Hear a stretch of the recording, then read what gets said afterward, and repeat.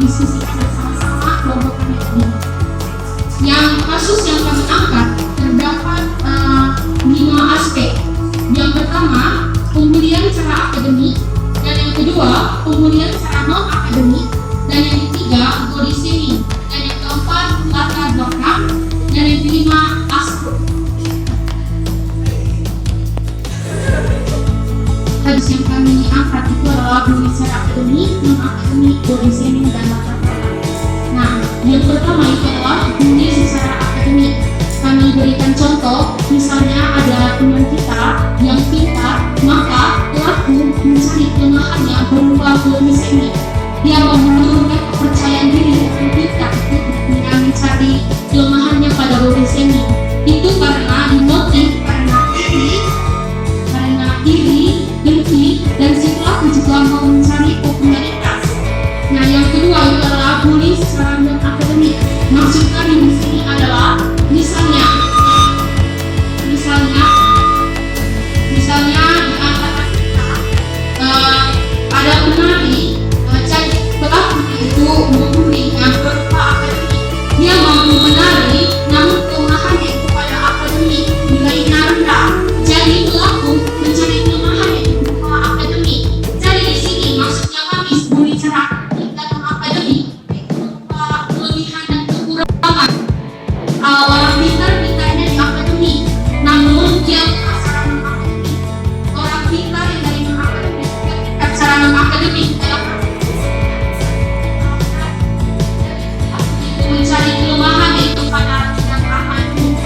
Dan yang tidak jarang juga terjadi adalah body shaming berupa diskriminasi warna kulit, latar belakang. Itu kasus yang sering terjadi dan tentunya motif itu karena berupa iri, dia iri dengan si korban dan juga mau mencari popularitas. Selanjutnya saya berikan kepada Risa untuk menjelaskan apa yang dirasakan oleh korban pembuli.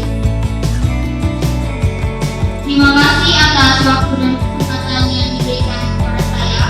Sekarang saya akan menjelaskan apa yang dirasakan oleh korban. Jadi, teman-teman, kita tahu selama ini kita pernah melihat film-film tentang bully. Nah, itu pasti korban memiliki berbagai yang memiliki keanehan setelah dia dibully. Salah satu contohnya, misalnya yang orang pintar tadi gue, yang dia pintarnya di akademik. Jadinya dia punya nilai bisa menurun. Itu menurun karena dia punya kepercayaan diri untuk mengerjakan tugas-tugas dari guru di bagian akademik. Yang ini tidak yakin saya akan dapat nilai tinggi. Kalau yang di bagian non akademiknya itu kita bisa lihat dari yang dia jago sekali menari badannya lentur. Terus tapi sekarang dia jadi yang gimana, tidak terlalu punya sport. Dia punya dia punya kelebihan menari, tidak terlalu yang gimana itu, tidak terlalu yang tinggi, jago seperti dia sebelum dibully. Kalau yang dari latar belakang ada mengenai barat, ada mengenai timur. Pastinya mereka punya dialek tersendiri. Nah, dialek itu terus terbawa sampai mereka ada di SMA 1. Nah, itu juga bisa dijadikan alasan dari pembuli. Misalnya kalau kini dia jawab pertanyaan dari guru dengan dialek dari dia punya daerah, pasti si pembuli itu yang bilang kayak gini, Kak, IPA masih lokal padahal ini udah di kota. Pasti mereka juga insecure tuh, Kak. Jadi mereka tidak mau terlalu dekat dengan teman-teman yang berada di dalam kota. Terus kalau apa yang dirasakan saat sudah dibully itu, pastinya ada sakit hati dari korban. Korban juga bisa mengalami penurunan kesehatan fisik maupun psikis. Kalau fisiknya itu dia bisa yang kayak tidak tidur. Kalau malam hari itu hanya karena pikir omongannya orang yang tidak jelas. Kalau psikisnya itu pastinya dia kalau ini tergantung orangnya sih, ada dendam atau tidak, atau simpati hati atau tidak. Terus alasan dia membuli itu apa saja? Pasti ada berbagai alasan kenapa dia membuli. Salah satu contohnya itu iri. Misalnya kalau yang akademik itu tadi, iri karena nilainya yang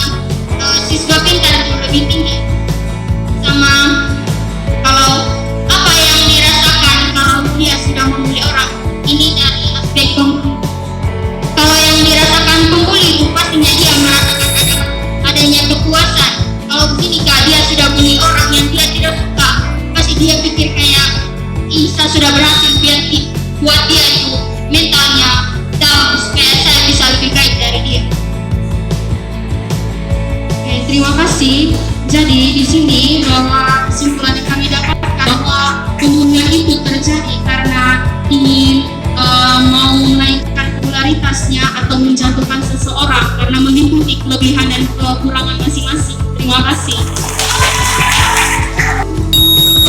Hasil dari diskusi kami. Pada saya persilakan. Selamat pagi teman-teman. Terima kasih atas kesempatan yang telah diberikan. Jadi kelompok kami di sini akan menjelaskan mengenai perhubungan. Pertama-tama saya menjelaskan kepada kita mengenai disengaja oleh satu atau kelompok orang yang lebih kuat atau berkuasa terhadap orang lain dengan tujuan menyakiti orang lain. Jadi menurut kami ada 4 objek kajian yang dibahas di sini mengenai jenis-jenis dari perhubungan.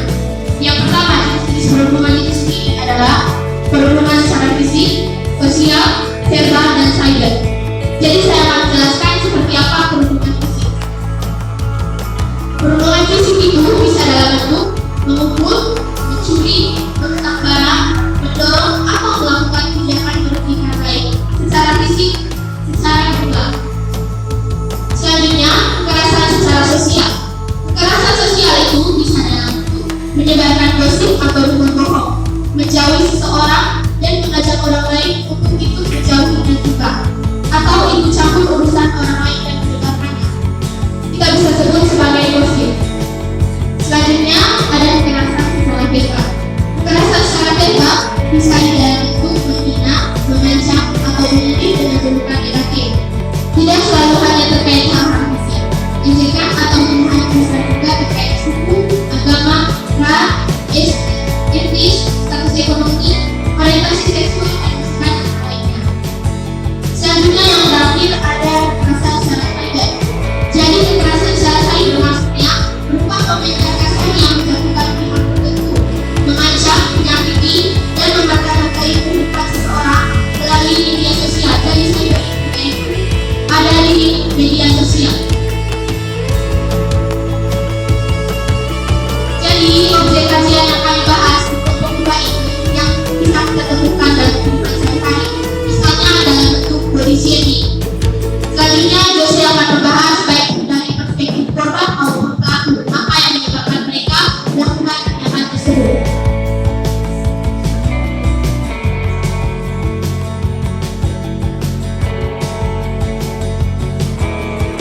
Dari perspektif pelaku, pertama merasa sombong, merasa tersaingi, dan merasa diri memang akan sempurna.